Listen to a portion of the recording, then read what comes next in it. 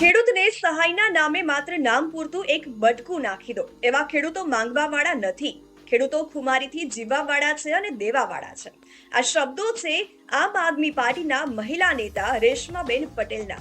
જી હા, આપણને દરેકને ખબર છે કે માવઠાના કારણે ખેડૂતોના ખેતરોમાં ઊભા પાકને મોટા પ્રમાણમાં નુકસાન થયું છે અને આ સર્વેની રમત પણ ચાલી રહી છે. તો આ બધા જની વચ્ચે હવે રેશમા પટેલે શું કહ્યું આવું સાંભળીએ.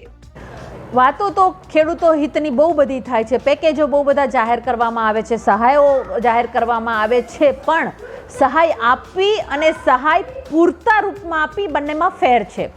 જે રીતે ભાજપના નેતાઓ, મુખ્યમંત્રી શ્રી હર્ષભાઈ સંઘવી, સુપર સીએમ, આ લોકો બધા મુલાકાત લઈ રહ્યા છે. કહેવાય છે ને કે પ્લાસ્ટિકના બૂટો પહેરી અને ખેતરોમાં જઈ રહ્યા છે, પાથરાઓ ઉપાડી રહ્યા છે. આ જે દ્રશ્યો અને ફોટા જે છાપી રહ્યા છે એ માત્ર ને માત્ર નાટક છે.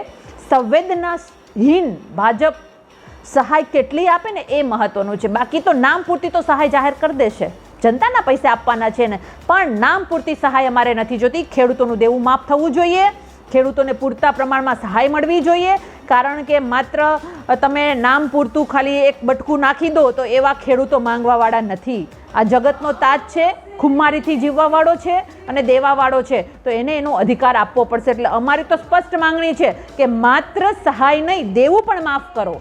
જે દેવું લોકોને મળ્યું છે દેવું પણ સંપૂર્ણ રીતે માફ થવું જોઈએ અને એ લોકોને સહાય પણ યોગ્ય મળવી જોઈએ. એટલે આ બધા પ્રપંચો અને નાટકો બંધ કરી અને યોગ્ય દિશામાં સરકારે ખેડૂત હિતની વાત કરવી જોઈએ, એવું અમે એમને સલાહ આપી રહ્યા છીએ.